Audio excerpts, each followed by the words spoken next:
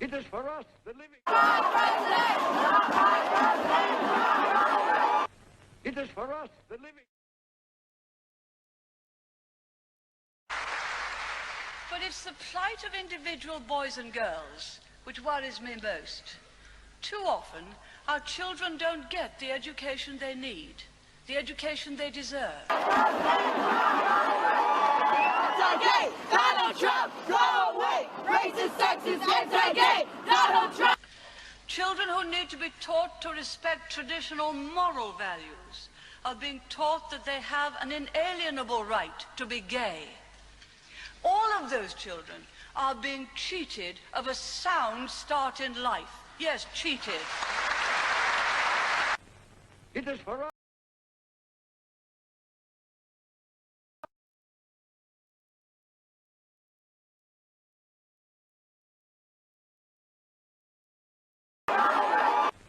It is for us, the living.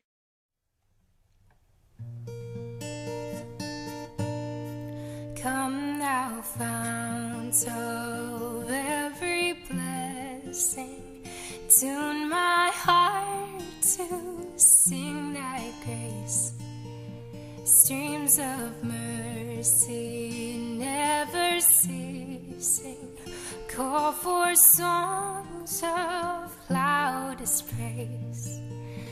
Teach me some melodious sonnet sung by flaming tongues above. Praise the mountain fixed upon it, mount of God's redeeming love.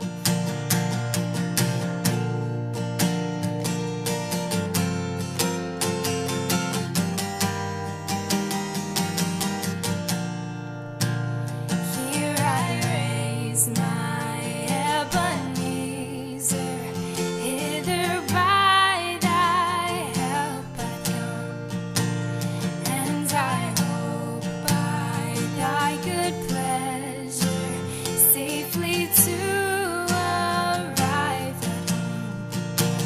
Jesus sought me when a stranger, wandering from the throne of God. He to rescue me from danger bought me with his precious blood. Oh, to grace, how great a debtor daily I'm constrained to be. Let thy goodness like a fetter bind my wandering heart to thee.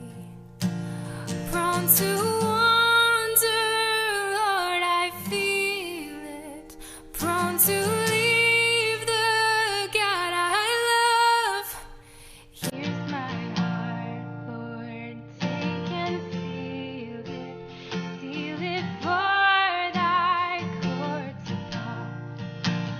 Here's my heart, Lord, take and seal it. Seal it for thy courts above.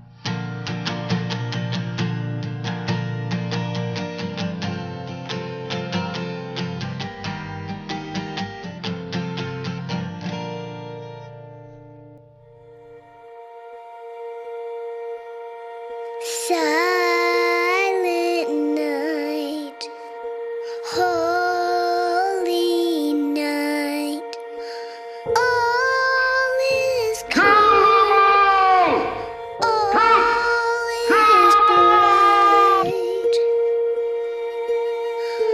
Around the unvirgin mother and child, holy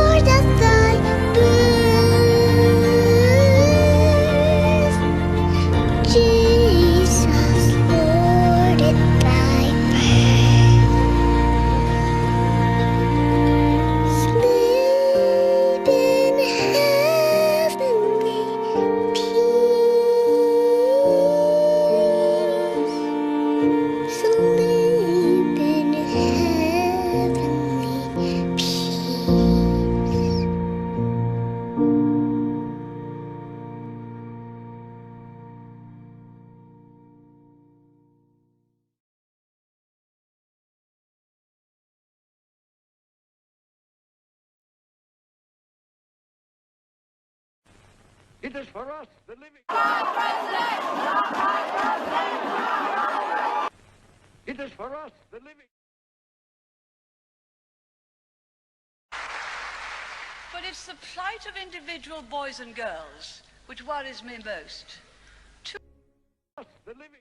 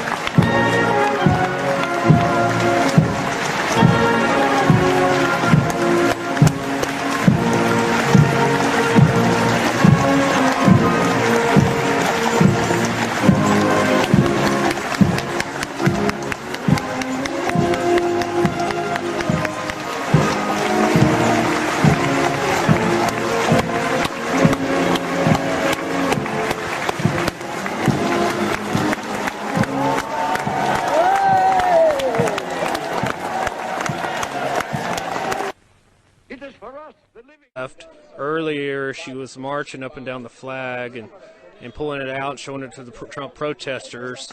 Please don't do that. It's super offensive to the people that are trying to peacefully protest. They have the right to do it, but it's going to be on the internet and it's so disrespectful. And it goes both ways. I'll not have died in vain. It is for us, the living. I remember a teacher that I had. Now, I went through the 7th grade. I went to the 7th grade. I left home when I was 10 years old because I was hungry. And I used to, this is true. I work in the summer and I go to school in the winter. But I had this one teacher. He was the principal of the Harrison School in Vincennes, Indiana. To me, this was the greatest teacher, a real sage of my time, anyhow. He had such wisdom. And we were all reciting the Pledge of Allegiance one day. And he walked over, this little old teacher. Mr. Laswell was his name. Mr. Laswell. And he says, he says, I've been listening to you boys and girls recite the Pledge of Allegiance all semester. And it seems as though it's becoming monotonous to you. If I may I recite it and try to explain to you the meaning of each word. I, me, an individual, a committee of one, pledge, dedicate all of my worldly goods to give without self-pity, allegiance, my love and my devotion to the flag, our standard, Old Glory, a symbol of freedom. Wherever she waves, there's respect, because your loyalty has given her a dignity that shouts freedom is everybody's job. United. That means that we have all come together. States, individual communities that have united into 48 great states. 48 individual communities with pride and dignity and purpose. All divided with imaginary boundaries, yet united to a common purpose, and that's love for country. And to the republic, a state in which sovereign power is invested in representatives chosen by the people to govern. And government is the people, and it's from the people to the leaders, not from the leaders to the people, for which it stands. One nation, meaning so blessed by God, indivisible, incapable of being divided, with liberty, which is freedom, the right of power to live one's own life without threats, fear, or some sort of retaliation. and justice, the principle or qualities of dealing fairly with others. For all. For all. Which means, boys and girls, it's as much your country as it is mine. And now, boys and girls, let me hear you recite the Pledge of Allegiance. I pledge allegiance to the flag of the United States of America and to the republic for which it stands, one nation, indivisible, with liberty and justice for all. Since I was a small boy, 2 states have been added to our country, and 2 words have been added to the Pledge of Allegiance: under God. Wouldn't it be a pity if someone said that is a prayer and that would be eliminated from schools too?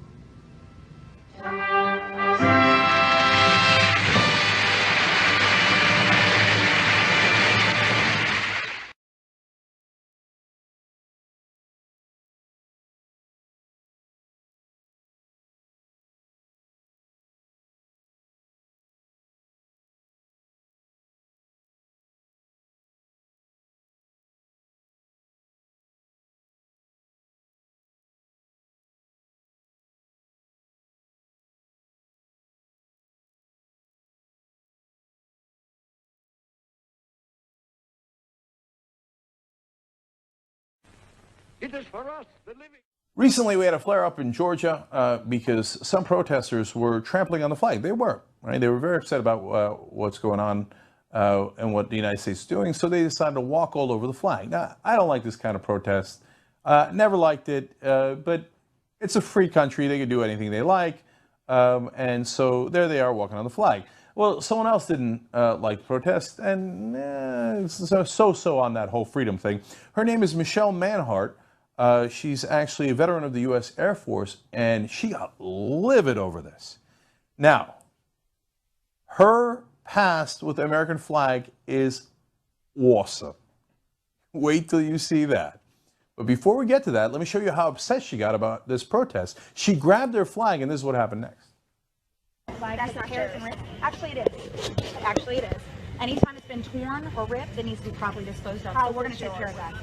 This belongs to actually the entire United States. It's not yours. This is not your flag. Okay. Hold on. Don't put your flag.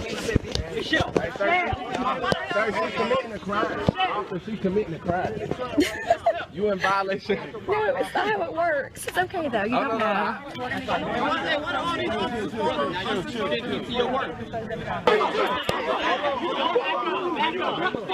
Okay, everybody back up.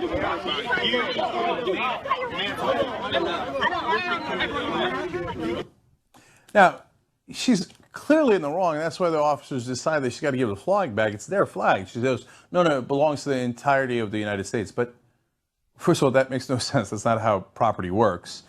That would actually be a communist position, just to be clear. And second of all, you don't represent the entire United States. No, it's their property. You have to. Because your loyalty has given her a dignity that shouts, freedom is everybody's job. Like, I understand why you're mad, right?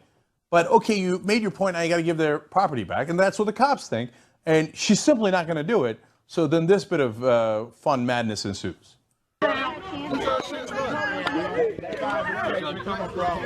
You had it. Let it go. Grab it. Let it go. Stop. Do you see her hand on there? Do you see her hand on there? All of you are let you go. I will let you go. Why are you not touching her? Why are you not touching her? Down. No. Let go of Michelle. Let go of her. DJ. No. I would not.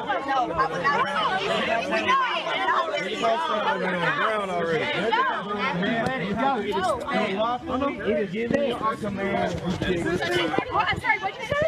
We give you a lawful command to let go of this flag, ma'am. It does not belong to you. It doesn't know why this lady's really doing this right now. Ma'am. She's resisting arrest. She's resisting police officer. She's resisting arrest. She ain't gonna get shot down. Y'all back there? You guys couldn't just stand up with the flag? So the power just went out at the fair, and pigs when you need them. it's completely dead. Well, this section, anyways. You guys couldn't just stand up with the flag? We're listening today. Just all we heard was a pop and then a near. The movies get it right. Everybody stuck up. Oh. It's like one of those like the zombie games. Oh. I think a generator died. I think so, because that generator just started. Yeah, because that generator just started to puff of smoke. Oh, now it's on. Ferris wheel's on. Ferris wheel's on. Oh, yay! Ferris back alive. Funny little piece of shit. Damn. No. Did you hear yourself? I'm not going to give it to them. You got that on camera, right? Yeah, you're famous. They got it on camera. Don't worry. I like the guy in the background now. She ain't gonna get shot, is she? I mean, what an interesting exhibition of privilege there, right? She's like, you're putting your hands on me. Yeah, that's what happens when you get arrested, right? They got to put their hands on you, right? She's like, I'll not have died in vain.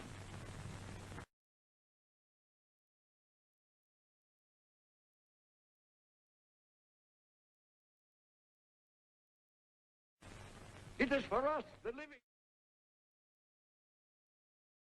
Our street! Our street! Our street! Our street! Our street! Our street! Our street! Our street! Our street! Our street! Our street! Others. For all. For all. Which means, boys and girls, it's as much your country as it is mine. The world will little note nor long remember what we say here, but it can never forget what they did here. It is for us, the living rather, to be dedicated here to the unfinished work which they who fought here have thus far so nobly advanced. It is rather for us to be here dedicated to the great task remaining before us. That from these honored dead, we take increased devotion to the cause for which they gave the last full measure of devotion. That we here highly resolve that these dead shall not have died in vain. That this nation, under God, shall have a new birth of freedom, and that government of the people, by the people, and for the people, shall not perish from the earth.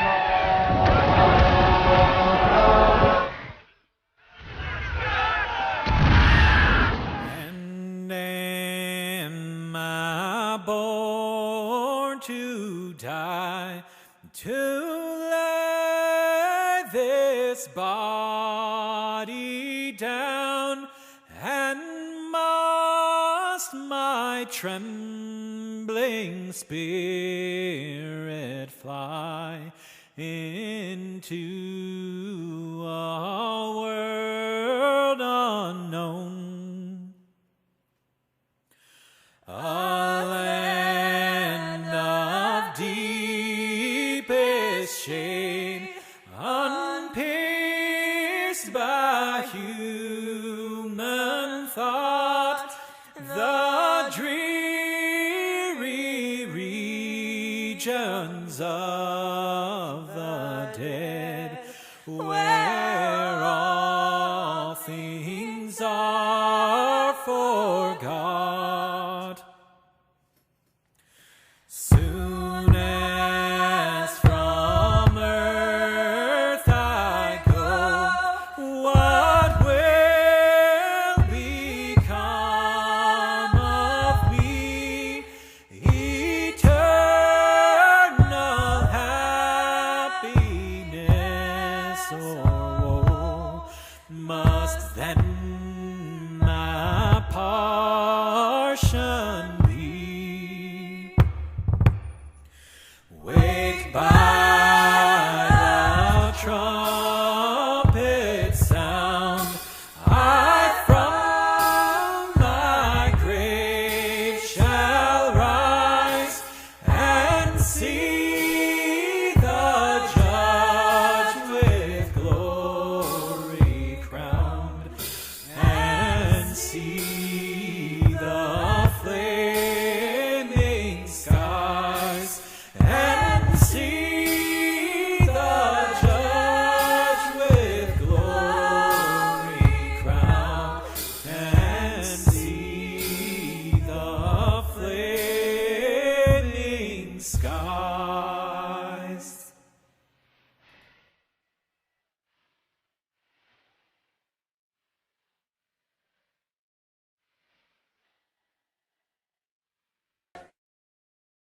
I know there is a God, and that he hates injustice and slavery.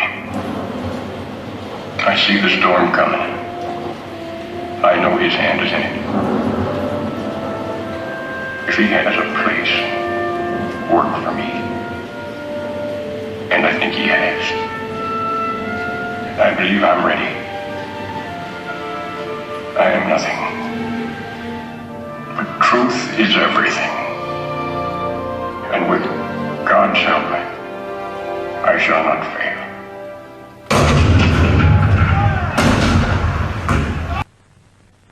That this nation, under God, shall have a new birth of freedom, and that government of the people, by the people, and for the people, shall not perish from the earth. Looking like it's going to be an excellent week weather-wise for this big homestand. Dodgers and Cardinals, and the lights are going out, and they've all gone out.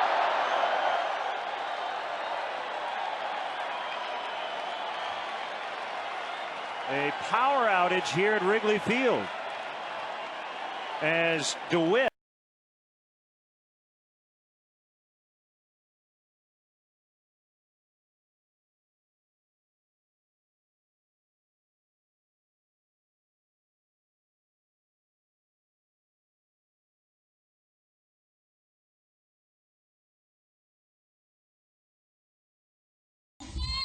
We, at the beginning of our time of fellowship together, should go to the Lord and invoke his blessing, also his wisdom, his patience, and understanding. So if you will help me in welcoming Reverend Mark Creech to the microphone, let the revival begin. Mark Creech.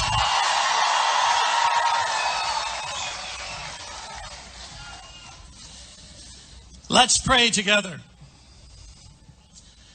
Our gracious God, just as our state's constitution says in its preamble, we are grateful to you, the sovereign ruler of nations, for the preservation of the American Union and the existence of our civil, political, and religious liberties.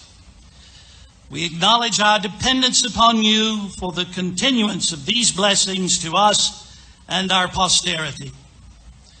At this juncture, during this election cycle, we are at a great tipping point. The differences between the candidates from the top of the ballot and all the way down the ballot couldn't be more striking.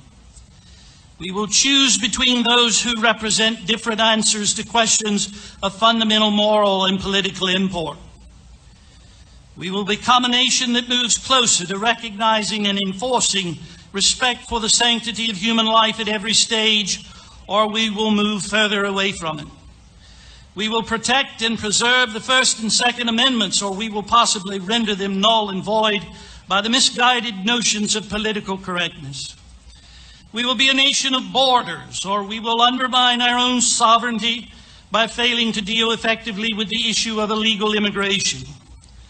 Justices will be appointed to our courts that interpret our Constitution according to the fixed meaning given to it by our founders, or we will have justices that impose whatever the legal profession deems or cultural elites decree for us. We will uphold the eternal verity that the rights of the individual are unalienable, meaning given to us by God, which no government has the right to infringe upon, or the erroneous view that the state gives us our rights will become more and more pervasive. We will remain a people of common sense, or we will support policies like men in women's restrooms, locker rooms, and showers.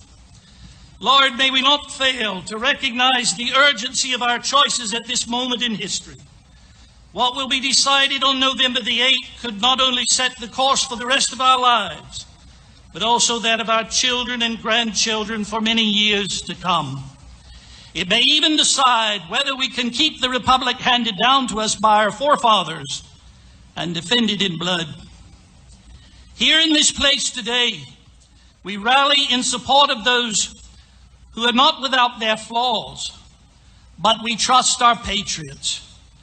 We pray that they will be candidates who are just as concerned with finding favor with you as they are about finding favor with the electorate. We pray that they would walk in truth, that your power and might rest upon them. And if they indeed do walk upright before you, we ask that your providence would exalt them to positions whereby your blessings may flow through them to our land. Grant us now your presence. Bless these proceedings, if you would be so gracious, and use them to preserve our union, to strengthen and save our great state and country. Use them that we might truly be one nation under God, indivisible, with liberty and justice for all. In Christ's name, amen.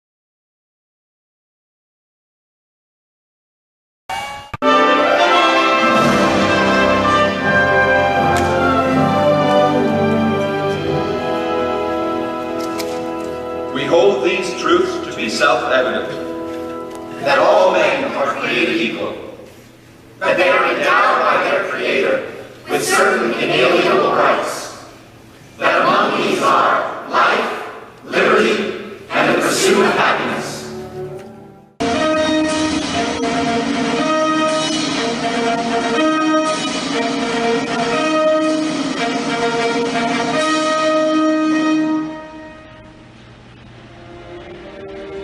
In this Hall of Presidents, we look upon a mirror of ourselves, the leaders we have chosen to safeguard our rights and our ideas, to imagine the future and to embrace its challenges.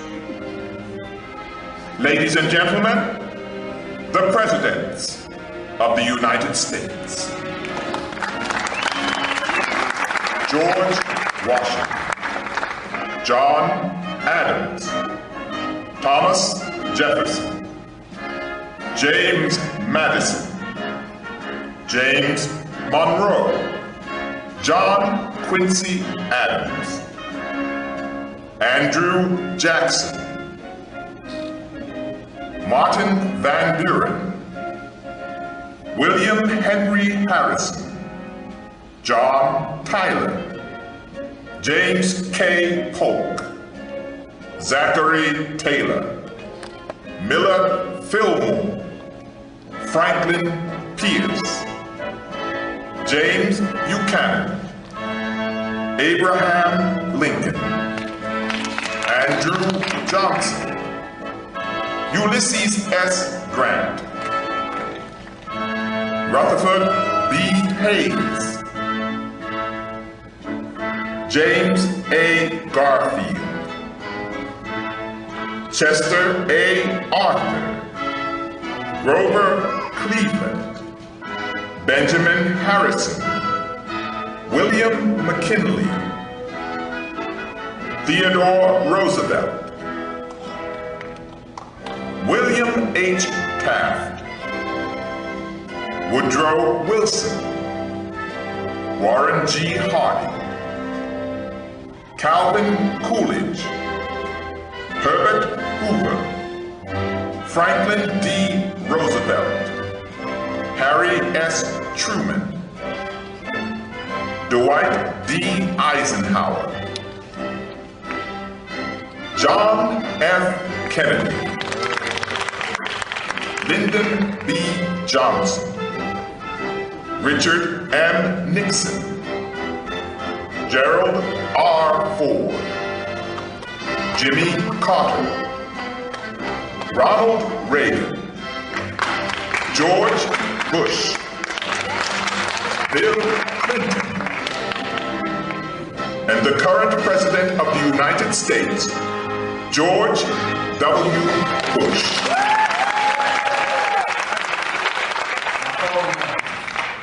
When we look back on the history of this country, we see a record of almost unbelievable energy, sacrifice, hard work, of impossible dreams that our ancestors dreamed and made real.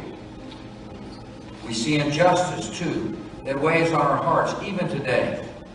But for every injustice, there has always been a voice crying out to right it, and America has always listened to those voices. We are listening today. And perhaps it falls to us, to this first generation of the 21st century Americans, to say once and for all that no child, no race, no creed, no ethnic community will ever again be left out of the American dream. Through education, through the opportunity to work, and to enjoy the fruits of that work, we can open every closed door, expand the horizons of all Americans. Again and again, we return to the same simple principles: freedom, equality, the freedom to create, to prosper, to dream, equality before the law, in the workplace, in the chance for a better life. And each time, in the process, America grows stronger. The beacon of democracy grows brighter. The world looks in new astonishment at what free people can do. We, the people, are just getting started. If the experience of these extraordinary men adds up to any one thing, it is this: to be true to the American dream, one must have the wisdom to remember and the courage to change. In honoring these men, protectors of our heritage, servants of our dream, guides to the future we face together, we honor the enduring meaning of America. We the people, hear in their voices the voice of our own hearts. President Abraham Lincoln.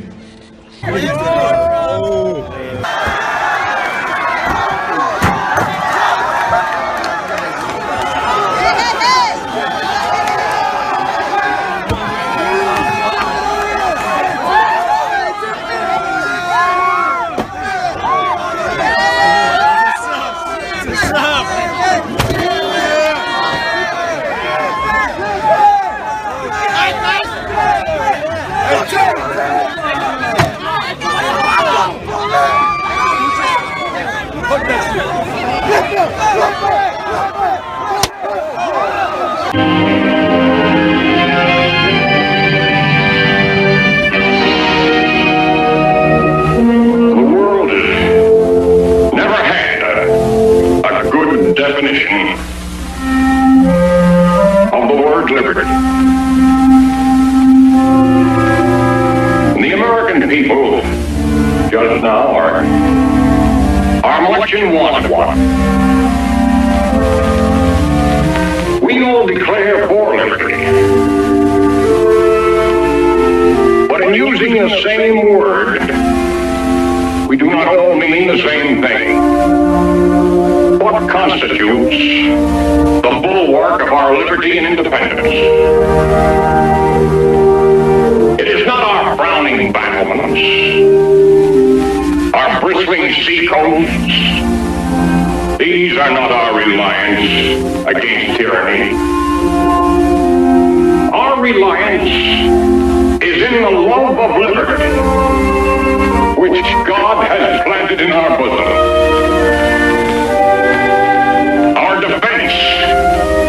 In the preservation of the spirit which prizes liberty as the heritage of all men, in all lands, everywhere.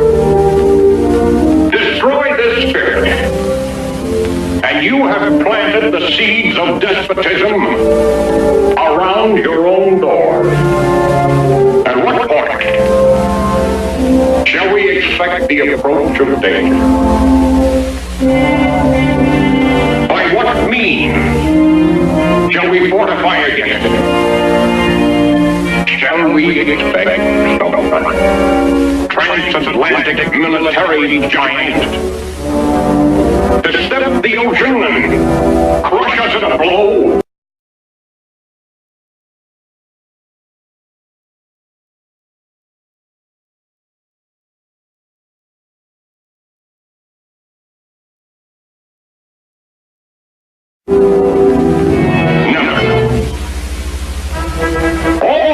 Of Europe, Asia, and Africa combined could not by force take a drink from the Ohio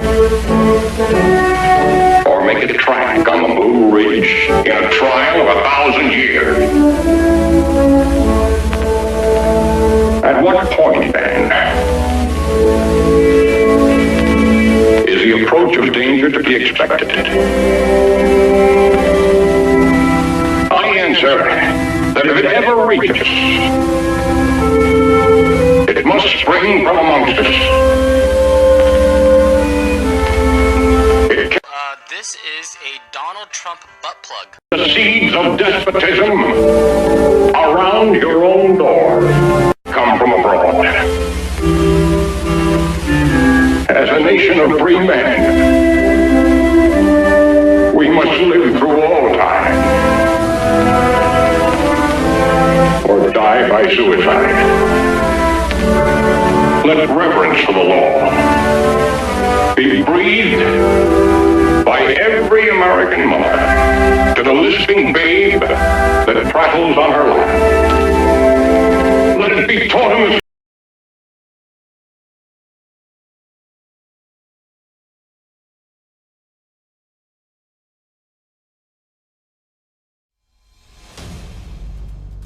That's your blood.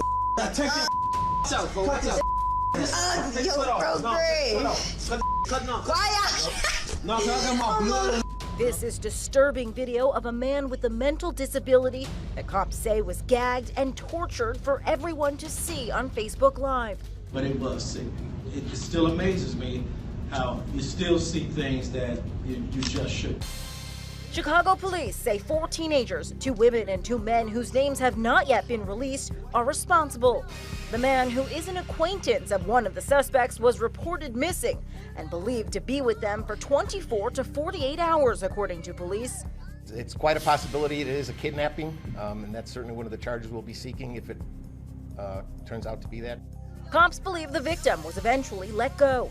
An officer saw him outside wearing shorts and looking disoriented.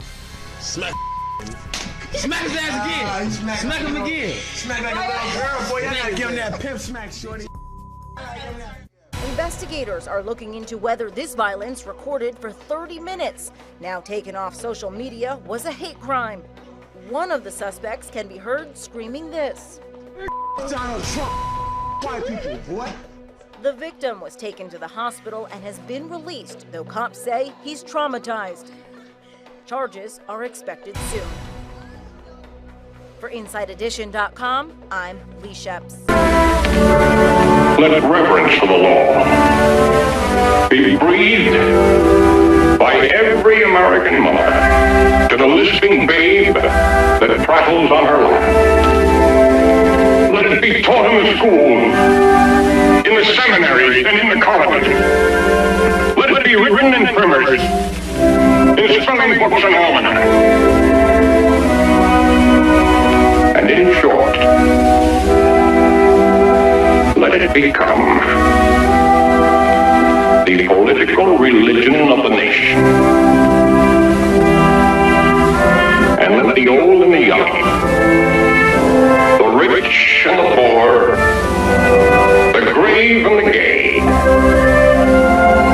of all sexes and tongues and colors and conditions, sacrifice unceasingly at its altar. And let us strive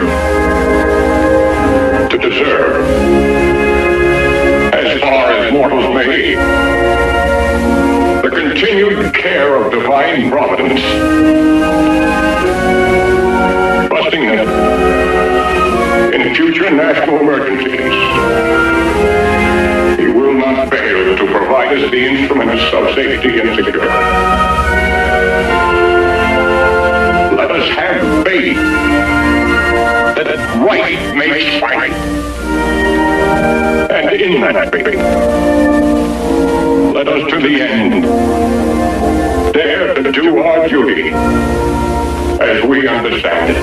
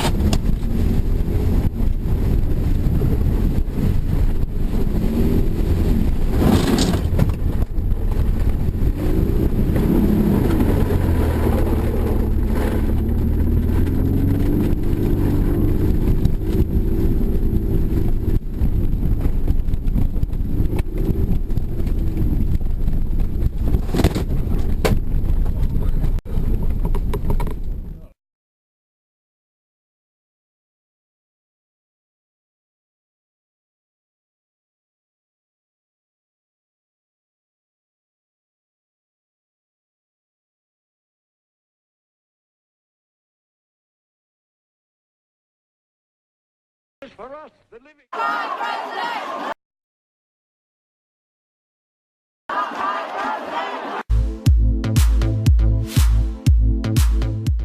Tragedy struck the family of Jennifer Hudson in October 2008 when her mother and brother were murdered, whereupon the Oscar-winning actress returned home to Chicago and took a room at the Trump International Hotel Tower.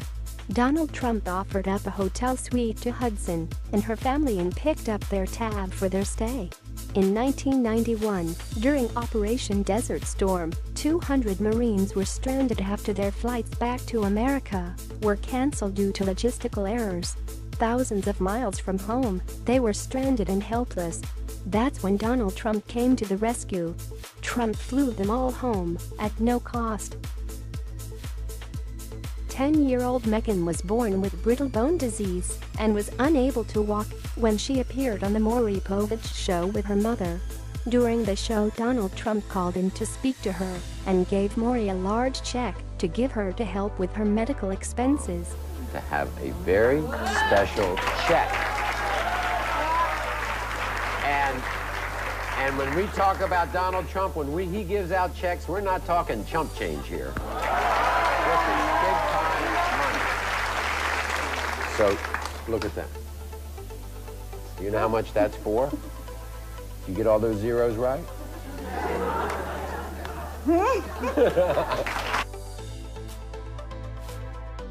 In 1991, Donald Trump got out of his limo to stop a man who was savagely beating another man with a baseball bat.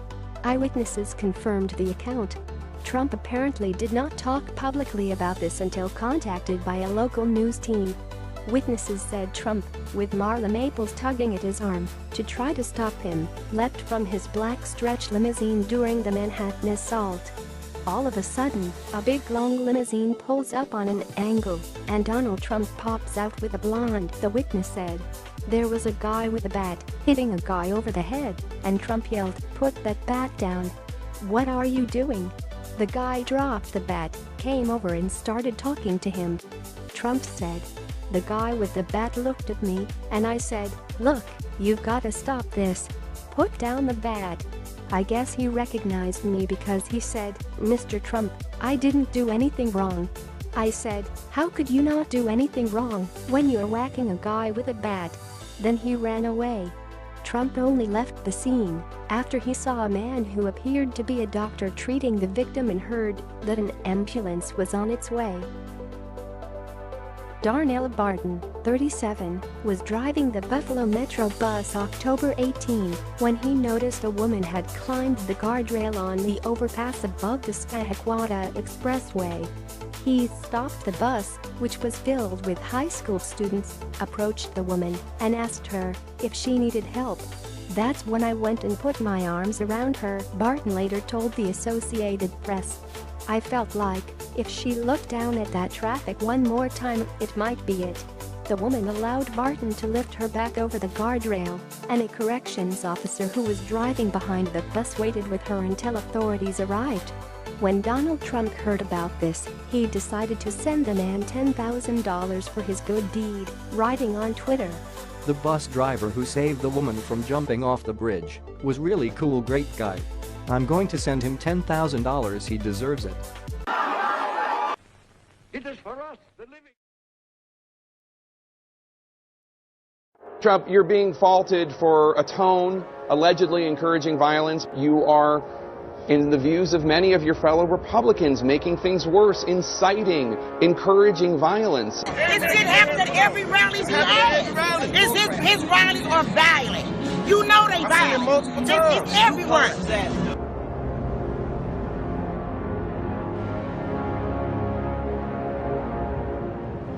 Before I left, my lovely 20-foot flagpole was flying proudly in the air with the American flag and my big Trump flag. Police told me it looked like somebody had cut it with a metal saw. That was upsetting to me, because I really thought that we lived in a country that we had freedom of speech. Families say they were targeted for their political views. Their street was spray painted with all sorts of foul language. She woke up to the word Nazi and KKK, slandering Trump and his following. It's not just a violation to me, it's a violation to everyone. It's a violation to everyone that believes in their civil liberties. Been getting death threats and has seen her house vandalized because of her support for Donald Trump. I didn't do anything to anybody other than put a few Trump signs in my yard, which I'm entitled to do. Then I had this one motorcyclist, when I was out, he rides by and he says, "You're gonna die." This is an attempt to shut down free speech. These presidential activities are part of our democratic process. The people who showed up in Chicago had every right under the Constitution to participate in this election process, and they were denied. Who's at fault here? Who provoked the incident? The answer is obvious. Far-left agitators who do not believe in freedom of speech drove a situation that could have become violent. But the national media almost immediately spun the story, demonizing Donald Trump and his supporters, blaming the incident on inflammatory rhetoric and racist thought. You have this entire movement of fascism, which is saying, if you don't agree with me, I'm going to shut up your right to speak, I'm going to intimidate you, I'm going to bully you, and they're terrified of Trump because he seems to be strong enough and dynamic enough to take him head on.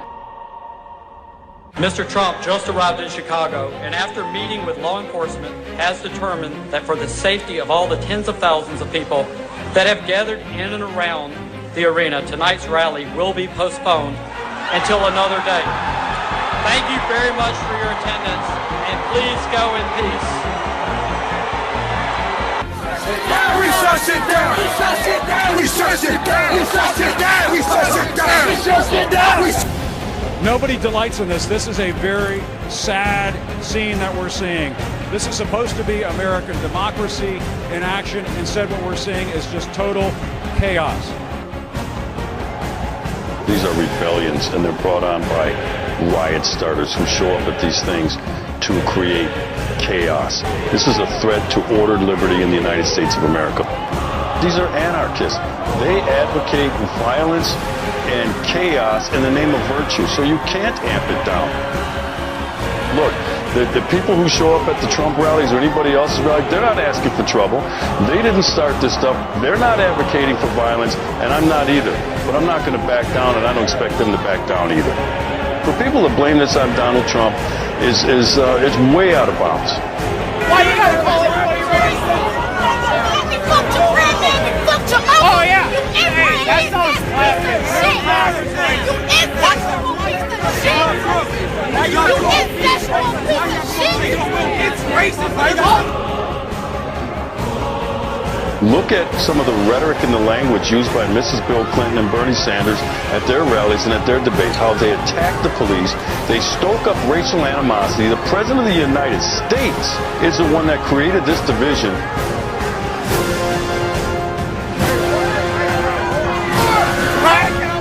The left is mad because he's standing up to them. That's what the problem is. MoveOn.org is now openly soliciting donations to help create even more chaos at future political events of Donald Trump. Everything is asked backwards in the country right now. Okay, we're looking at rioting and we're calling that protesting. The cops are the bad guys, the crooks are the victims now. You're fucking a white male! You're a white man! Fucking old ass piece of shit! You're fucking old! Old! White baby boomer! Fucking hey! I'm telling you, people are just tired of it. White people are being pushed around, kicked to the curb, having their rights denied, being called a racist, being walked on. You're closing down their jobs. You're telling them what they can and cannot do. You're telling lies, and you're demoralizing our nation. You're destroying everything that has made this nation great. White folk getting ready to rise up. They don't want to take it no more, and I'm joining. I mean, who can blame them? To build this nation and then have it given away. Just given away. They've sent us a message that they can take whatever they want. But we will send them a message that this is our land.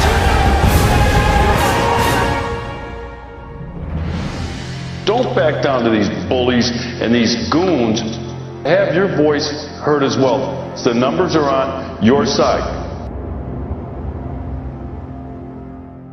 I've never said I'm a perfect person, nor pretended to be someone that I'm not. I've said and done things I regret, and the words released today on this more than a decade-old video are one of them. Anyone who knows me knows these words don't reflect who I am. I said it, I was wrong, and I apologize. I've traveled the country talking about change for America, but my travels have also changed me. I've spent time with grieving mothers who've lost their children, laid off workers whose jobs have gone to other countries, and people from all walks of life who just want a better future. I have gotten to know the great people of our country, and I've been humbled by the faith they've placed in me. I pledge to be a better man tomorrow and will never, ever let you down. Let's be honest, we're living in the real world. This is nothing more than a distraction from the important issues we're facing today. We are losing our jobs, we're less safe than we were 8 years ago, and Washington is totally broken. Hillary Clinton and her kind have run our country into the ground. I've said some foolish things, but there's a big difference between the words and actions of other people. Bill Clinton has actually abused women, and Hillary has bullied, attacked, shamed, and intimidated his victims.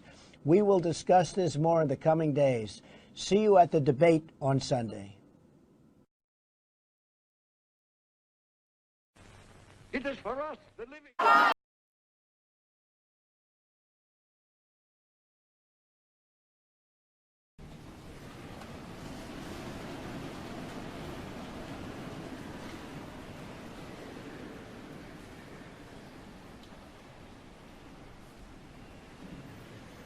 Finally, my brethren, be strong in the Lord and in the power of his might. Put on the whole armor of God, that ye may be able to stand against the wiles of the devil. For we wrestle not against flesh and blood, but against principalities, against powers, against the rulers of the darkness of this world, against spiritual wickedness in high places. Wherefore, take unto you the whole armor of God, that ye may be able to withstand in the evil day, and having done all, to stand. Stand, therefore, having your loins girt about with truth, and having on the breastplate of righteousness, and your feet shod with the preparation of the gospel of peace. Above all, taking the shield of faith, wherewith ye shall be able to quench all the fiery darts of the wicked, and take the helmet of salvation and the sword of the Spirit, which is the word of God. Praying always with all prayer and supplication in the Spirit, and watching thereunto with all perseverance and supplication for all saints.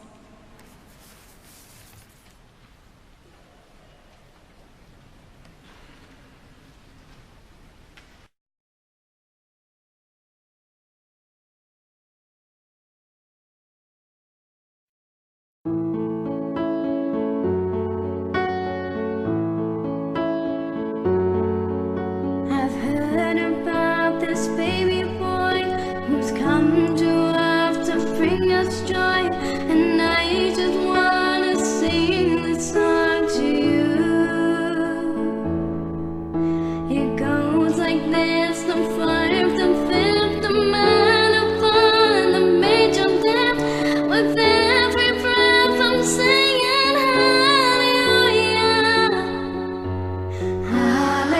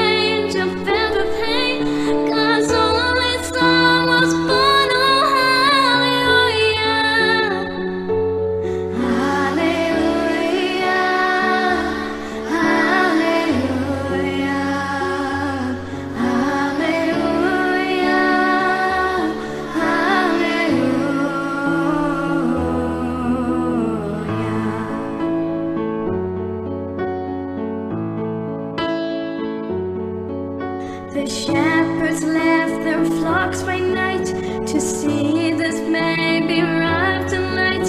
A host of angels led them all to you. It was just as the angel said, you'll find a man, a manger bed, Emmanuel and Savior. Hallelujah, hallelujah,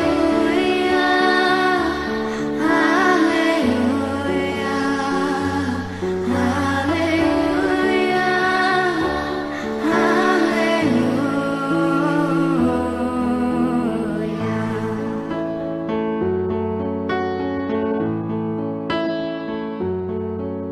A star shone bright up in the east.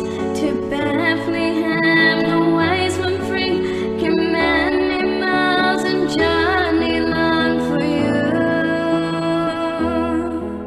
And as a place where waits for you, their frankincense and golden myrrh they gave and cried out, oh hallelujah,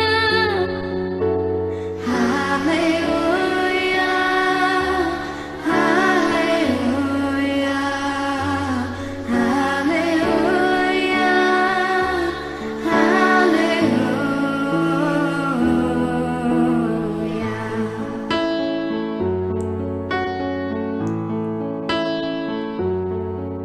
I know you came to rescue me, this baby boy who would grow to be a man who one day died for me and you.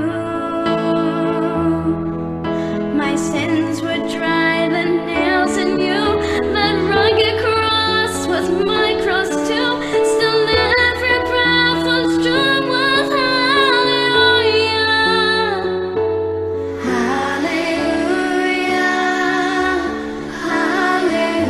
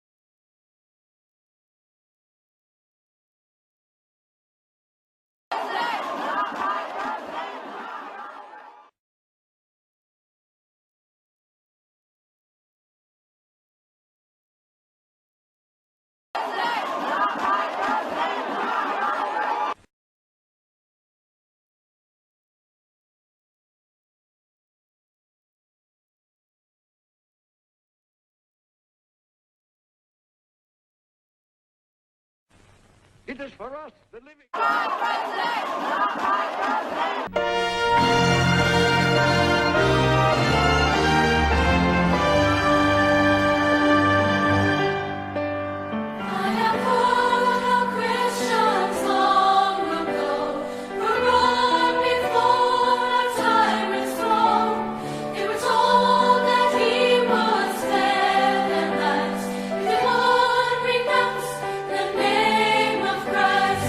One by one they chose to die.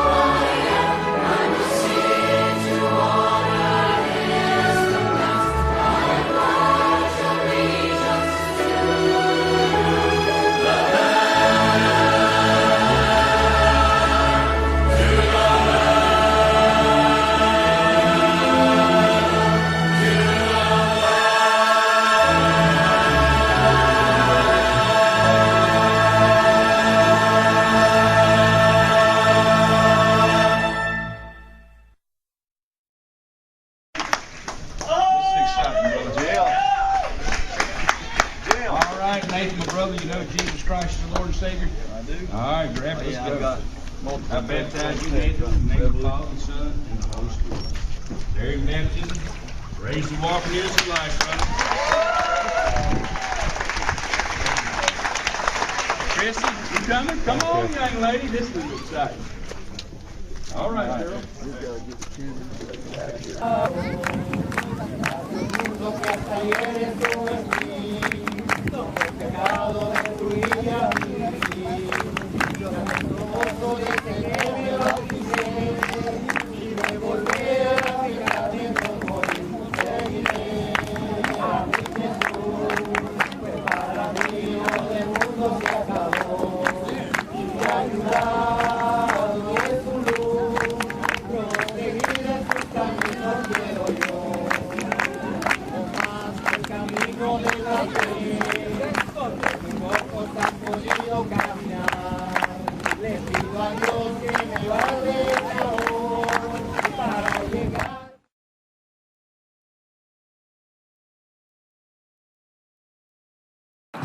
Let's fire it up!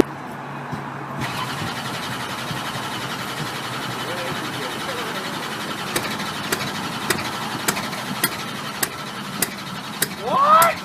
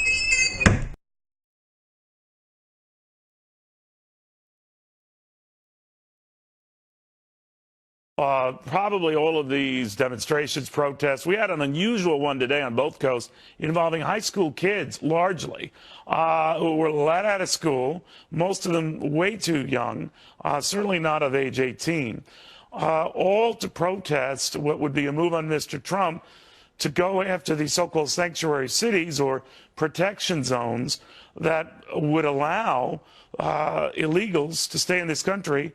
And these kids were arguing on behalf of those illegals to stay here, that it's their right.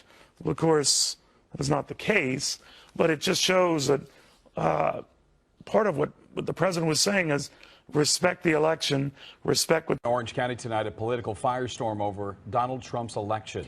A college professor went off on Trump during class. It was posted online, and now there are threats of legal action and even expulsion. CBS 2 Orange County reporter Stacey Butler is live in Costa Mesa for us tonight with more. Stacey.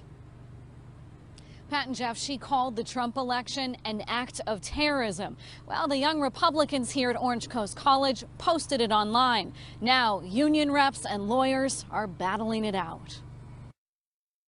Our nation is divided. We have been assaulted. It's an act of terrorism.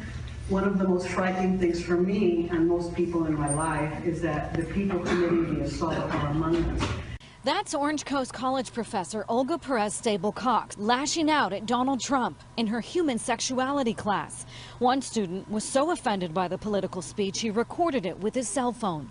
white supremacist and a vice president that is one of the most anti-gay humans in this country. At this point, it's not even education anymore, it's indoctrination. Josh Ricaldi Martinez is a member of the Young Republicans Club at the school, which has filed a formal complaint. Another student complained on the website ratemyteacher.com. I felt censored and bullied if I did not agree with her opinions.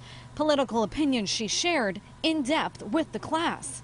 We are way beyond Republicans and Democrats, and we're really back to being a civil war. And I don't mean it in a fighting way, but our nation is divided as clearly as it was in Civil War times. Ricaldi Martinez posted the video on his Facebook page. He now has 18,000 views and hundreds of comments.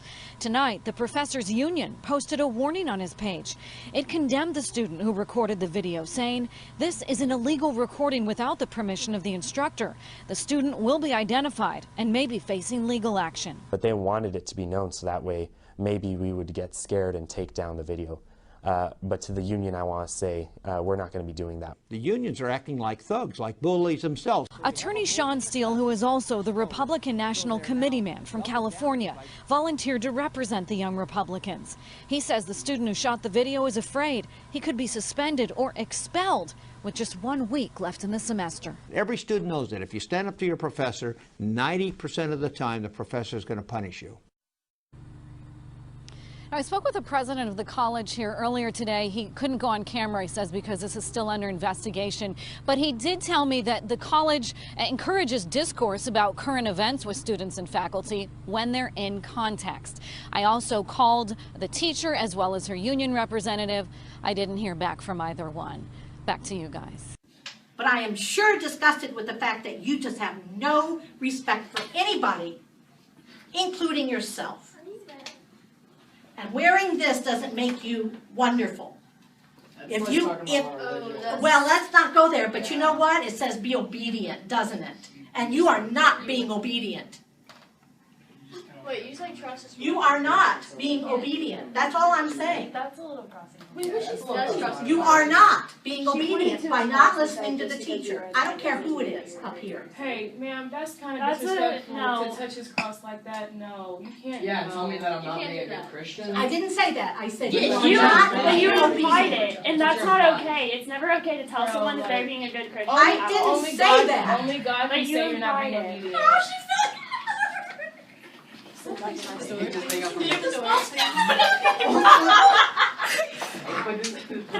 Donald Trump. And yeah, there may be some of your parents who support him. I would really worry. But yeah, to the extent that what he says could end up resulting in abuse of students in my school, I'm going to say something about it, yes. Yeah, there's plenty of these other candidates I don't like either, but I'm not talking about them. But what he says could end up resulting in violence, could end up resulting in bullying. Yeah, I'm going to say something about that. Oh, and by the way, in case you didn't hear what he said yesterday, he said he thinks that we should completely shut the country down for anybody who's ever had any association with Islam, of any sort. I mean, somebody like me, who's been a U.S. citizen for longer than you guys have been alive, if I go to Iran next summer, like I did last summer, and I want to come back, if he had it Mr. Trump's way, I couldn't get back in the country. Now, what exactly has been my crimes? Oh yeah, I was born a Muslim. You want somebody like this for president? Yes. Trump won't be in office next summer if he gets elected. He's not going to get elected president. You know, I'm not worried about him getting Inauguration's in elected. 17. What I'm worried about, and this is exactly what I said to Mr. Little, and he completely agrees. What I'm worried about is the worst of the racist, bigot scum in this country who were living under a rock until Donald Trump came around. Now they have a voice. Now they're coming. Did you see yesterday when he was saying this stuff? They're all cheering. Yeah, let's keep the Muslims out. Some of them are saying, I'm going to go to France and kill all the Muslims. And how is that behavior any different than ISIS? How is this type of suggested behavior any different? Yeah, maybe they don't have the guts to actually do it. But anybody who talks in those kind of foul terms to go and just round up innocent people only because of an association, I'm an agnostic. There's no love in my heart for religion of any kind. But I was born a Muslim. So what? They should keep. I haven't committed a crime in my life. I should be kept from entering this country. Is there anybody here who thinks that should happen? And not just me. A student at Stafford Elementary is recovering tonight after being beaten by several of his classmates. He says it was during a mock election when the class was asked who voted for Donald Trump. Fox 26's Scarlett Fakar spoke with that child and his family. She joins us now from the newsroom. Scarlett. Jonathan and Melinda, it's a Fox 26 exclusive interview with the 11-year-old boy involved and his family. They tell us they're afraid to let him go back to school. This is America. Everybody has the right to their own opinion, and they shouldn't be beat up for it.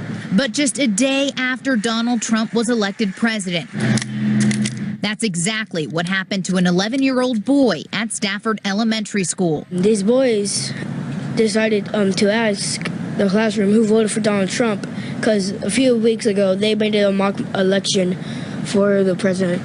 And then I said I voted for I did, and then they came over here and started and jerked me out of my seat, and then they started before I could get up, they started kicking me and punching me. He tells us the classroom did have a teacher present, but it felt like he was on the ground forever. Why did it take so long for it to be stopped? Mary and Buddy Lemon say they received a call from the principal immediately after the incident. We went and made statements to the police officers, and then I took him to the emergency rooms. Lemon says her son has deep bruises throughout his body. Are you afraid to go back to class? Yes, ma'am. After speaking with Stafford MSD, they tell us in a statement the students allegedly involved in the altercation have been suspended pending an investigation. I know we've been very opinionated on this election, but one thing I've never said anything to the point where I would incite violence. My son didn't have a mean bone in his body. They say they hope their story encourages parents to speak to their children on how to be compassionate and accepting towards those that believe differently. That's what America's about. That's what the election process is about. We had to respect the last election results, and I feel like everybody needs to respect this election's results. For the full statement from Stafford MSD, you can go to fox26houston.com. We'll keep you updated on the pending investigation on the students who were involved. In the newsroom, Scarlett Fakar, Fox 26 News.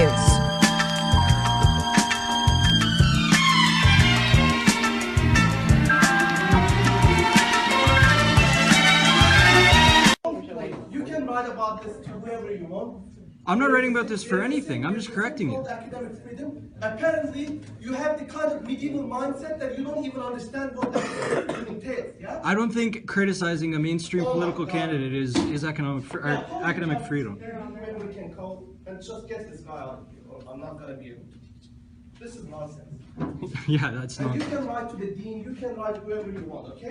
I'm not writing to anybody. This is ridiculous. Or I'm giving you the option. If you want to stay in this class and this is not going to play against you, just stay here and follow the rules. Don't make up things, okay? And don't claim that I don't have the right to criticize Donald Trump, because I can criticize any human being in this class. You said the only people that don't understand this are the people like Donald Trump. Yes, he did, and he has every right to say that. That doesn't imply that he's stupid. That implies that he's not listening to the data that's on the screen, that he doesn't understand that data. That does not imply that he's stupid. That does not imply he's unintelligent. He even said privately he may support this and understand. He said publicly he's not supporting this. Okay, that's it. He did not question his intelligence at all. No, he just said the only people that can't understand a basic graph are people like Donald Trump. This guy apparently came here to make up a scene. He either has to stop and apologize, or he has to leave. That's it. I'll apologize if you apologize for criticizing Donald Trump supporters. I have no time to wait for these. I'll apologize if you apologize for criticizing Donald Trump supporters.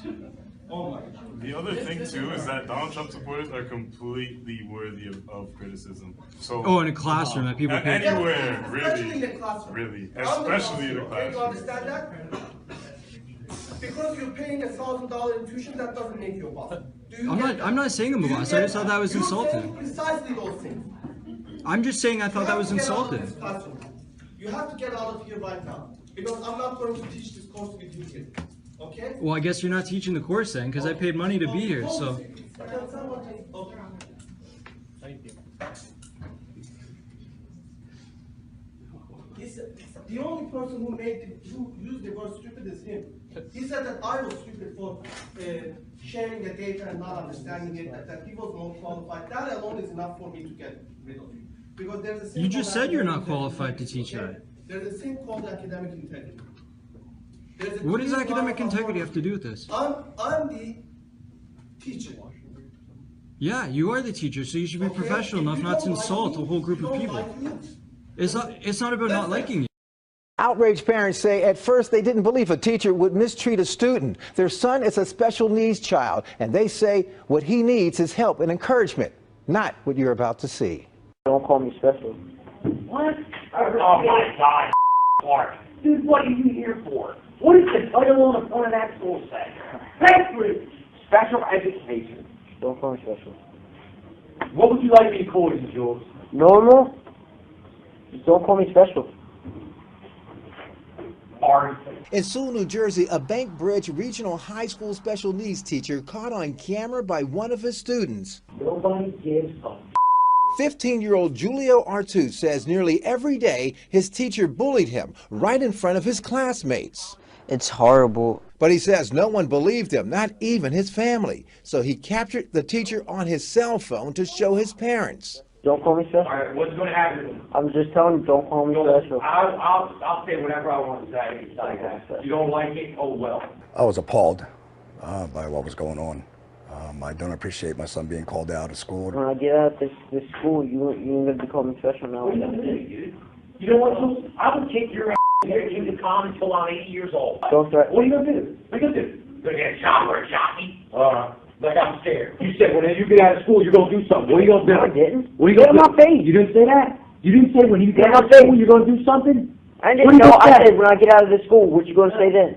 What? When I get out of this school. When you get out of this school, I'll be right there. You tell me where you are, and I'll call you. I said when I get out of this school, back to this. There ain't going to be a stinking when thing I get back to this. There ain't going to be nothing you're going to do. There ain't going to be nothing you're going to ever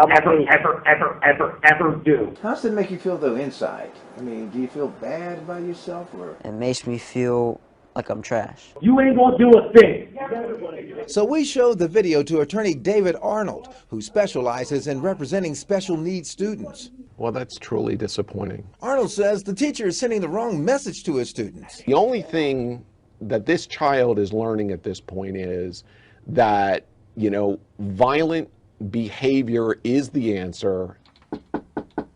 I went to the teacher's home for comment. I saw a man walk past the door and heard him talking as though he was on the phone, but no one answered the door. Harry Hairston over at Channel 10. Could you give us a call, please? And no one returned my calls to the home.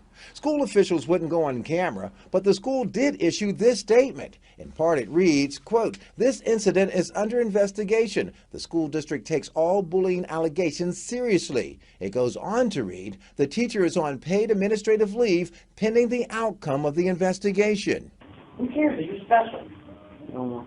Nobody, dude. Julio's father says he did meet with the teacher at school. He was trying to tell me that this was a way of him motivating his students. You need to take a little responsibility for yourself, Julio, and start trying to learn yourself, instead of me constantly telling you the answers. But Julio's father says moments later, the teacher gave him a different excuse. Basically, he just said that he was sorry, that he didn't really mean what he said, that he was having a hard time at home with his wife. But Julio's father says there is no excuse for this.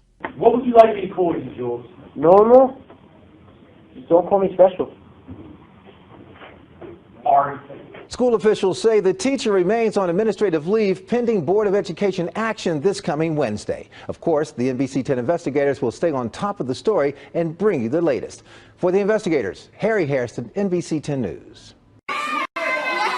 This is cell phone video shot by students during a class at Kopachuk Middle School last February. We got a copy from an attorney but agreed not to show the kids' faces. She is representing the 13-year-old boy on the floor covered up by chairs. It was a teacher-led bullying incident of epic proportions. Joan Mell not revealing the boy's name or the name of his family, but she says they're all traumatized by what happened under the classroom supervision of teacher John Rossi. The teacher poked him in the belly. The teacher turned around and put his bottom up in his face and said he felt gassy. Hey, and by the way, I'm feeling kind of gassy. He had a pillow placed on his face where he couldn't breathe for several seconds. He had his own socks shoved into his mouth. The Peninsula School District says it got a look at those videos right after the incident. I was horrified by what I saw. And acted quickly. We immediately placed the teacher on leave. After an internal investigation, Rosie was suspended for 10 days, reassigned as a substitute teacher for the rest of the school year, given new classroom management training, and assigned to a different middle school this fall. We took what we think is pretty significant disciplinary action against the teacher. We were not able to contact the teacher by phone, but in a letter written to the district, John Rossi apologized after the incident, explaining he didn't view the incident as, quote, anything more than harmless childhood horseplay. But the boy's attorney says the teen hasn't been able to return to class after the incident, has switched schools, and required psychiatric therapy. It wasn't horseplay because there was no play going on. This incident happened earlier this year, and it's still an open investigation. Pierce County Sheriff's Department said they interviewed the victim. They're still waiting to get information from the school's investigation, though, Randy. So there's a lot of questions here as to why this wasn't immediately reported to the sheriff's office by the school. The superintendent, though, did say that Rosie was interviewed immediately after the incident. Disciplinary action was taken. A third party was brought in to investigate. He was brought back into the school system and put on as a roving substitute teacher, and that's how he finished out the school year. He's back on administrative leave now. Is he? So he's still under investigation, right? It's still an open investigation. Okay. Transmission begins. 5, 4, 3, 2, 1. This is the Josh Tolley Show on the GCN Radio Network. So the teachers in San Francisco, there's a little bit of a situation here. San Francisco Teachers Union provides anti-Trump curriculum. And what is this anti-Trump curriculum? Well, you don't tell them that we lost. Yeah, their plan is to lie to the kids. The United Educators of San Francisco, the union that represents the teachers in the public schools, released a controversial guide Wednesday on teaching public school children about Donald Trump's victory over Hillary Clinton in the recent election. The guide, called the Lesson Plan on the November 2016 election, that's a great original name, informs teachers that a racist and sexist man has now become the president of our country by pandering to a huge racist and sexist base. What? Think about that. The plan is to tell children that a racist, sexist, which of course would have been Hillary Clinton, if we're just being honest, but saying a racist, sexist man has become president of our country by pandering to a huge racist and sexist base, because if you're not a racist, they think you would have voted for Hillary. If you're not a sexist, you would have voted for Hillary. Even though Hillary was the one that got that elusive KKK endorsement, it's interesting how, you know, people are like, oh, David Duke endorsed Donald Trump, David Duke endorsed Donald Trump, and he's an ex-KKK guy. Meanwhile, the Grand Dragon actually endorsed Hillary. And Hillary, of course, has been friends and endorsed KKK members. So, whatever. Anyway, the article continues. In fact, the lesson plan urges teachers not to tell the students that Hillary Clinton lost the election. Quote, do not, in big capital letters, tell them that we lost and that we have to accept this. We do not have to accept anything except that we must and will fight for justice against this unjust system and against these unjust people. Yeah. So that's the San Francisco Teachers Union's plan on how to deal with Trump. The guide also recommends that teachers allow students to use profanity when expressing their feelings about this election. You would too if you had to suffer under the constructs of white supremacy and experience sexism and any ism or lack of privilege. says the teachers union. Wow, these people are nuts. The Associated Press reports that the union posted the plan on its website and distributed via email newsletter to more than 6,000 of its members. The school district has more than 57,000 young students that they're influencing on a daily basis. The school district refused to condemn the plan. Wait, no. Let's say that again. The school district refused to condemn the plan. So we can't even say, well, Josh, okay, yeah, it's just those crazy nuts in the teachers union. Those people are always coming up with terrible things to corrupt our youth and to destroy America. But it's just the union. It's not like the people who actually run the show are going to let them do it. Nope, school district will let them do it. If you have a child in the San Francisco school system, get them out. Get them out. These teachers are promoting hate. These teachers are promoting bigotry. These teachers are promoting sexism. These teachers are promoting racism. I know they don't think so, but they don't think, evidently. 57,000 students, Monday through Friday, under the tutelage of these idiots. If you have, I'm not even joking, if you have a kid in the public school system in San Francisco, get them out. Why would you put your child through this torture, through this corruption, through this pain, through this manipulation, through this mental molestation? Why would you do that? If the teachers of San Francisco intend to mentally molest your kid, why would you leave your kid in that school system? Get them out. And pay attention to your school system too. Don't just think, well, I live in rural Nebraska. This stuff doesn't happen here. Well, the teachers union, the largest union for teachers, the nationwide deal, happens everywhere. I don't care if your county voted red. You have to be diligent. You have to look into what these people are doing with your kids. Stop treating school like a babysitter. Stop treating school like a babysitter. Parent up and do your job. Raise your children in the way that they should go so they're not left to the hands of these immoral people. And I have had teachers tell me directly, Josh, well, teachers are trained on how to educate children. Parents are not. So in reality, we should have more authority over the child than the parent. And I had a teacher tell me that in a very Republican county. So don't think it's just, well, you know, these nut jobs in San Francisco who are all crazy anyway. No. And this is a mindset that is spreading.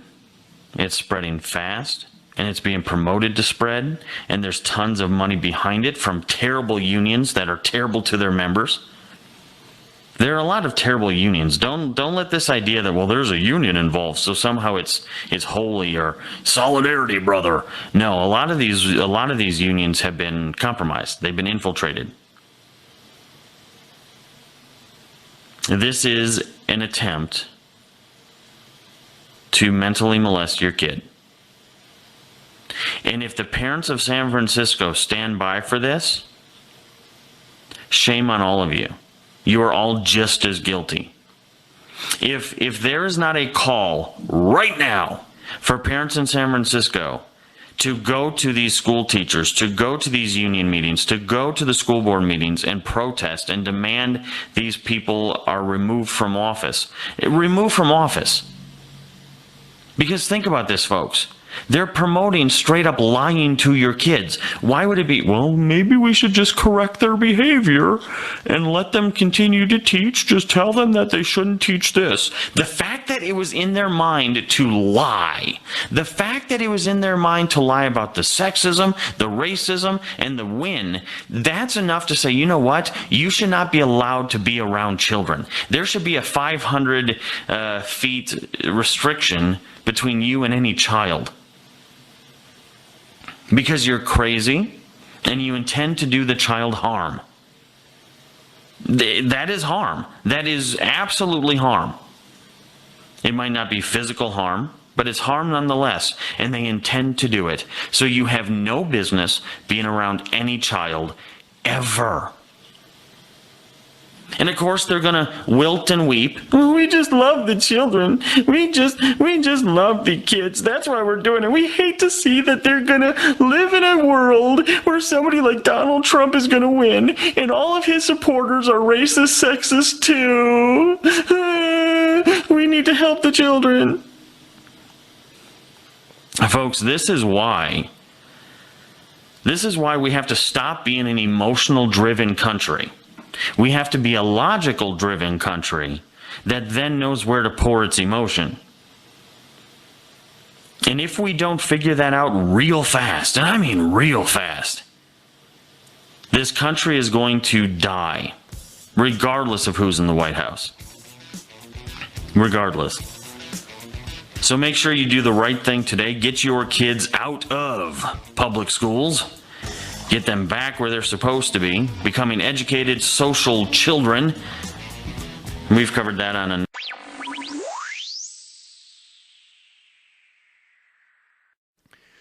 So here is a story in the New York Times. On campus, Trump fans say they need safe spaces. In fact,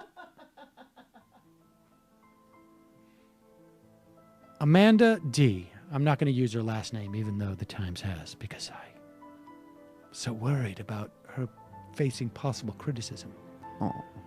A sophomore at the University of Michigan and political director of the College Republicans was ecstatic when her candidate, Donald J. Trump, won the presidential election. But her mood of celebration quickly faded when students held an evening vigil on campus to mourn the results. And her biology teacher suspended class on the assumption, Miss D said, that students would be too upset to focus. Let's talk about that for a moment. This poor, poor child having to deal with the fact that other people didn't want the same outcome from the election as her. Here I was ready to have a party, and I looked around and realized I have no friends because other people didn't want this outcome. That's wrong. That's wrong, and we need a strong leader who will force these people to celebrate, not mourn. She was outraged. Nobody has died, Ms. D said. The United States has not died. Not yet. I mean, it's a process. The United States has not died. Not yet. I mean, it's a process. The United States has not died. Not yet. I mean, it's a process. Or die by suicide. The United States has not died. Not yet. I mean, it's a process. Or die by suicide. The United States has not died. Not yet. I mean, it's a process. Or die by suicide. Or die by suicide. The United States has not died. Not yet. I mean, it's a process. It cannot come from abroad. As a nation of free men, we must live through all time. Or die by suicide. Let reverence for the law be breathed by every American mother to the lisping babe that prattles on her lap. Let it be taught in the schools, in the seminaries and in the colleges. Let it be written in primers, in spelling books and almanacs. And in short, let it become the political religion of the nation. Democracy is more alive than ever. Well, simply put, the American people voted and Trump won. Well, that's almost too simply put, because the American public voted, and because of the electoral process that we have in this country, when the electors meet on December 19th, Trump will win. You know, I love the poorly educated, but I'm also starting to appreciate some college students as well. She seems pretty fucking dumb, too. She circulated an online petition and accused the university president of catering to the liberal majority by suggesting that, quote, their ideology was superior to the ideology of their peers, as she put it. When he sent out an email publicizing the vigil and listing counseling resources for students upset by the election. 3 days later, she was invited to meet the president in his office. What? I was completely shocked that he even read the letter. That was definitely a new thing. It was very exciting. Conservative students who voted for Trump say that even though their candidate won, their views are not respected. Some are adopting the language of the left, saying they need safe spaces to express their opinions. I feel that Mexicans are not human, and I would like to not be demonized for expressing that in a collegial environment. Maybe it turns out that safe spaces is not just about the left, it's about children.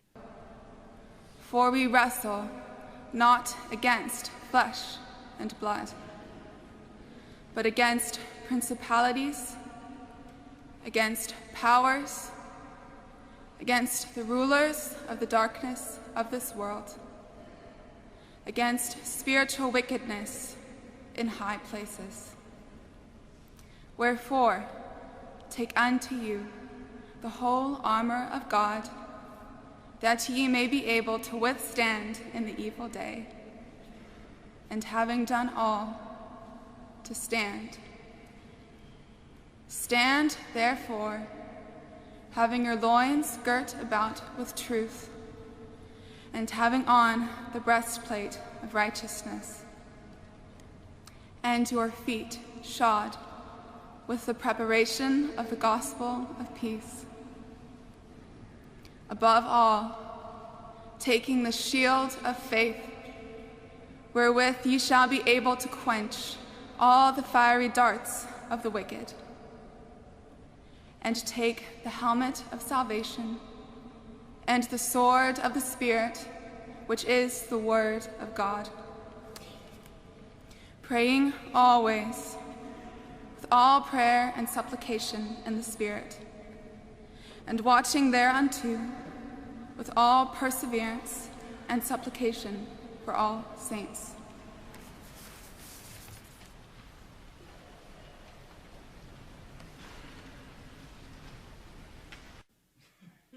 Maybe people who built internet careers on irrelevant arguments that mean absolutely nothing at best and are mind-blowingly stupid at worst should consider this. Or maybe all those people who are afraid of spaces ruining our country were right, and it's contagious, even jumping across ideological lines.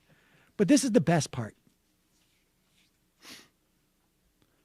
According to the University of Michigan president, Mark Schlissel, who was clearly moved by meeting with this poor sophomore who had expected everybody to be cheering and was horribly upset. Yeah, my relatives are going to get deported. I'm going to have my constitutional protection stripped because of my faith. Yes! That some people were upset about the outcome of the election. He wrote in a campus-wide message that bias incidences have been reported. A student walking near campus was threatened with being lit on fire because she wore a hijab. Other students were accused of being racist for supporting Mr. Trump. Wow. Can you read that again? Let's see. On one hand, there are bias incidents that have been reported. On one hand, a student was threatened with being lit on fire. It's an incident of bias. Yes, because she wore a hijab. But on the other hand, some students were accused of being racist for supporting Donald Trump. And in addition to that, some students didn't feel the safety to threaten Muslim students with being lit on fire because they support Donald Trump. Why isn't everybody getting together to have a vigil to ban Muslims? I feel like I feel left out of the conversation. The only thing that really happened to that girl is that she didn't have to go to class the next day, and so she's the most annoying. The thing that really happened to that girl is that she didn't have to go to class the next day, and so she's the most annoying.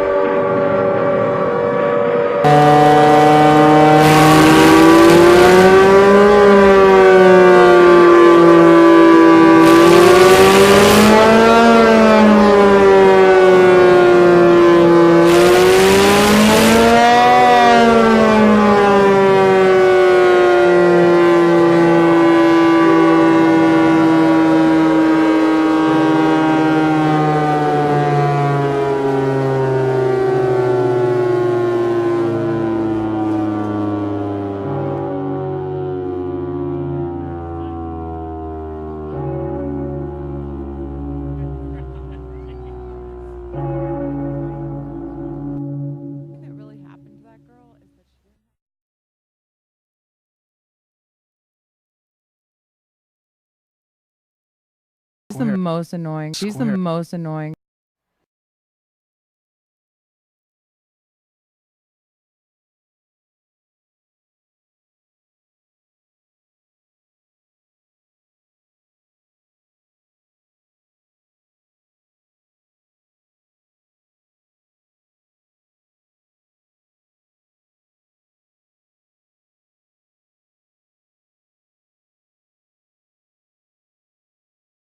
Ladies and gentlemen, would everyone please direct your attention to the 50-yard line.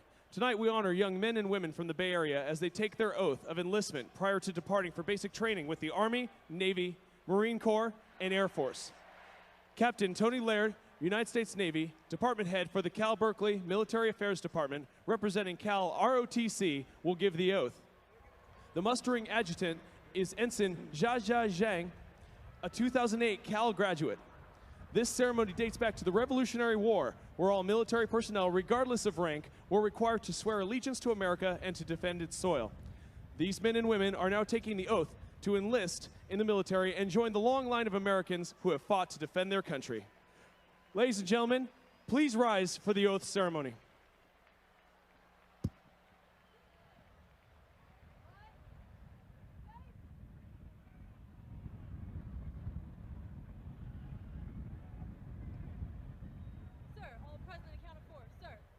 Very well, post.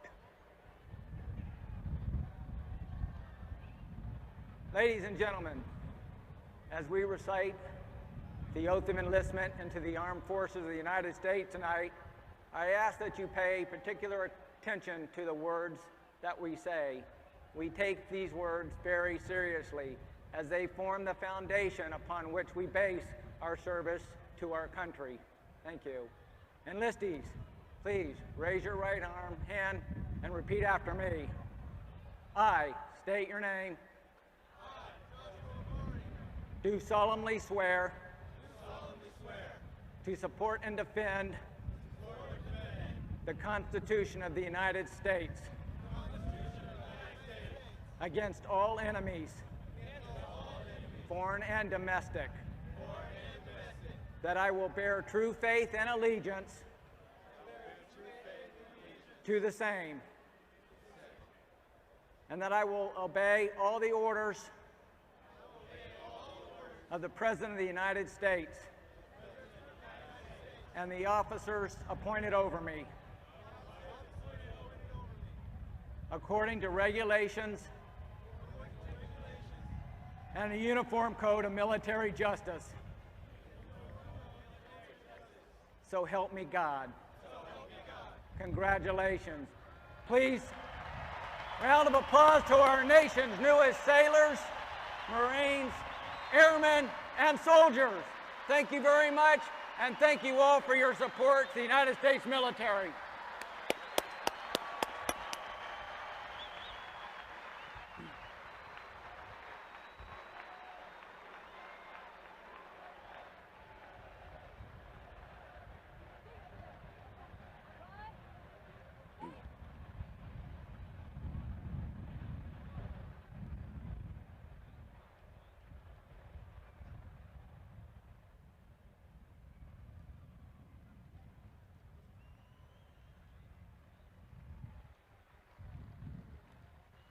Okay. Thank you very much.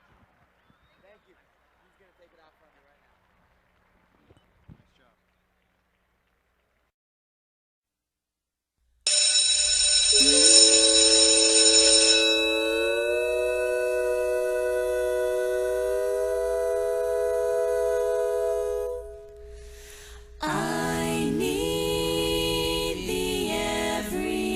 Everyone's least favorite part of school is the dreaded exam. But if you fear flunking, sometimes creative measures must be taken. Here are some shocking things students did to pass exams. Bad hygiene.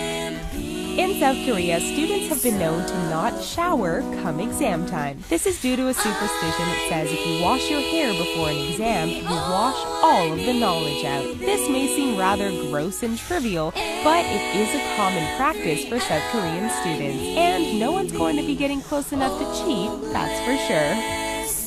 Calculator hacking. Usually before a math test that requires a calculator, instructors will go around the room, test out the devices, and clear any stored data so that students can't look in past archives to find the answers. However, in this day and age, with the ability to hack technology, students have been figuring out ways to hack into graphing calculators, like a TI-83, and upload programs that will restore deleted data or even upload additional notes to help them pass a test. Body doubles. In 2011, an elaborate cheating scandal was discovered in Long Island, New York, where college students were discovered taking the SATs for younger students. One adult and 6 minors were arrested in the cheating. The adult that was arrested was accepting payments of up to $2,500 to take the SAT. He started this in 2009 and used fake IDs to get into the exam venues. He ended up facing felony charges, and testing facilities tightened up their security. UV pens. According to an article in the Daily Mail, numerous students have been purchasing UV pens, which are only a few dollars, and using them to write answers on their arms, hands, and water bottles. In regular light, the notes will be invisible. All students need to do come exam time is shine the UV light to the area they wrote on, and their notes will appear. Think of it like writing with invisible ink, and praying that the teacher doesn't notice the UV When an anonymous college student from St. Louis, Missouri was struggling with her college course, she figured out a way to get a passing grade. She asked her 49-year-old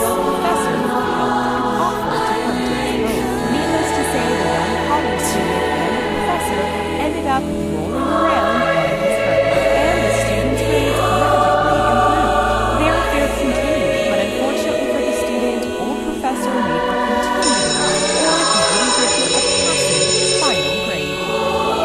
Tampons and pencils. Come exam time, there are many things that aren't allowed in the examination room, like cell phones and other electronics. Several women have come forward to various publications and confessed that they have written notes and test answers on tampons, one of the few items allowed to be on hand with a student in the test room. Other variations of this is slicing a pencil in half, writing the answers on mailing labels, and sticking them inside the pencil, then flipping them open when the teacher isn't looking. Super Pass. In Hong Kong, China, there is a series of activities called Bing Wo, or Super Pass, that students may participate in every month at exam time. It starts at a Chinese restaurant where students will eat a dish consisting of pork beans and cashews. Cashews are especially important because it sounds like a fish to pass in Chinese. Then each student will have a turn to try to slice and roast the fish in half. If the student is successfully slicing the sacrificial offering, it's believed they will pass. Finally, the students will eat kiwis because the Chinese name for it sounds like it's easy to pass exams. Smart cameras.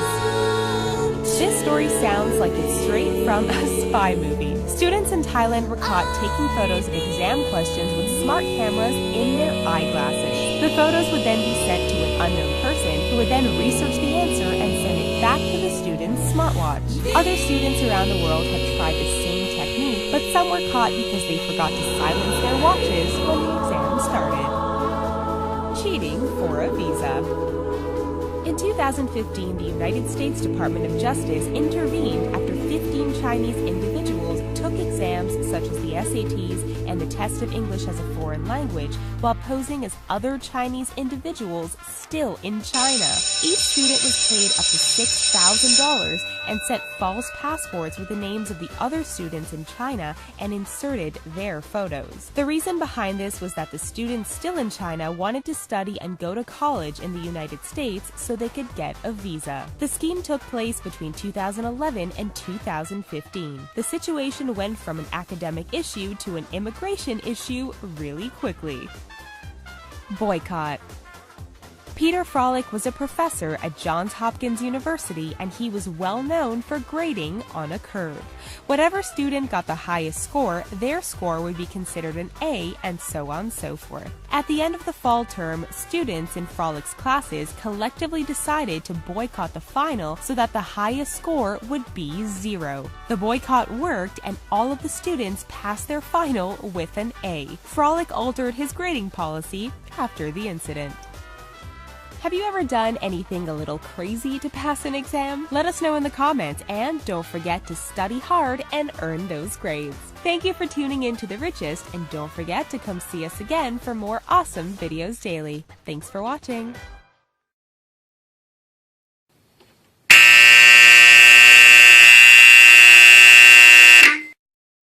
Recently, there was a bit of a fiasco at the University of Toronto when a group of radical feminists pulled a fire alarm in order to stop a men's rights seminar in progress at the university. You can see a large group of protesters yelling in the hallway just outside the MRA group's meeting, while campus security muddles around like a lost child, powerless to get them to stop disrupting.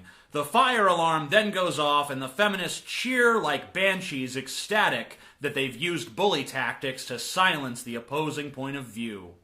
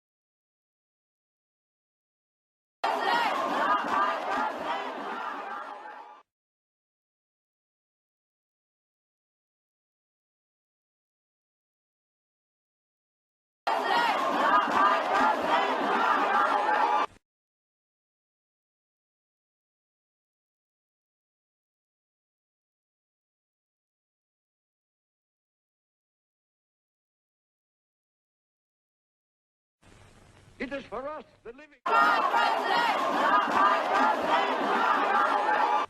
It is for us, the living.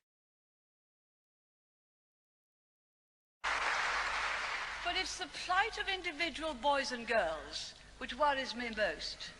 Too often, our children don't get the education they need, the education they deserve. Anti-gay, Donald Trump, go away! Racist, sexist, anti-gay, Donald Trump! Children who need to be taught to respect traditional moral values are being taught that they have an inalienable right to be gay. All of those children are being cheated of a sound start in life. Yes, cheated. It is for us.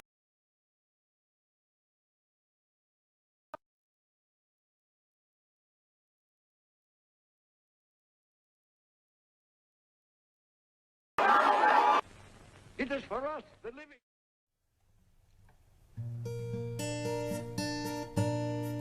Come thou fount of every blessing, tune my heart to sing thy grace. Streams of mercy never ceasing, call for songs of loudest praise. Teach me some melodious sonnet sung by flaming tongues above. Praise the mountain fixed upon it, mount of God's redeeming love.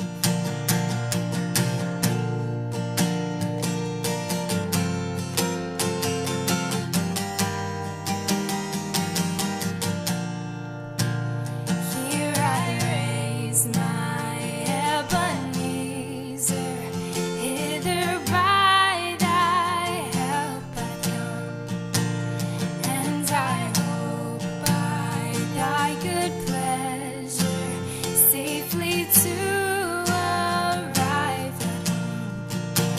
Jesus sought me when I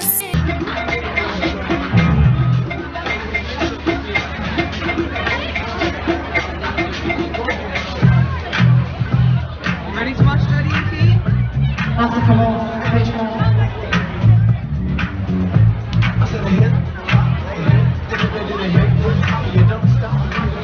Attention, heads back. Safety bars are coming down.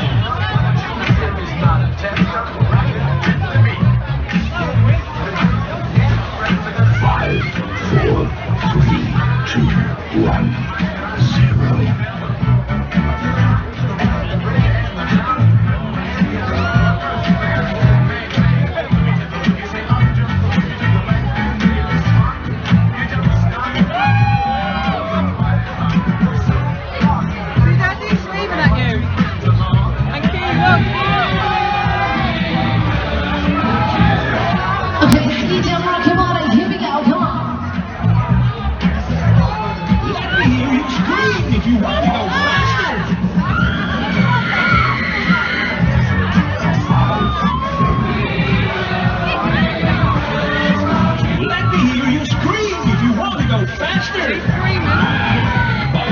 Turn it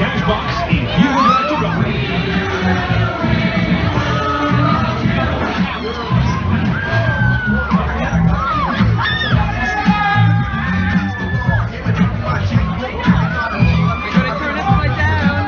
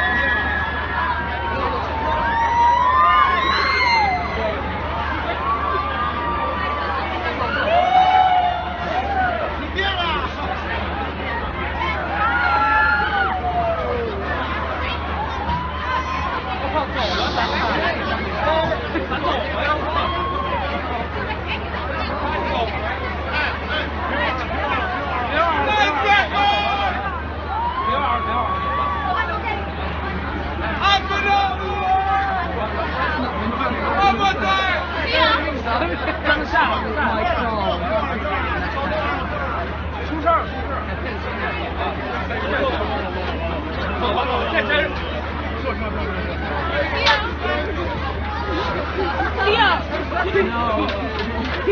you want to die?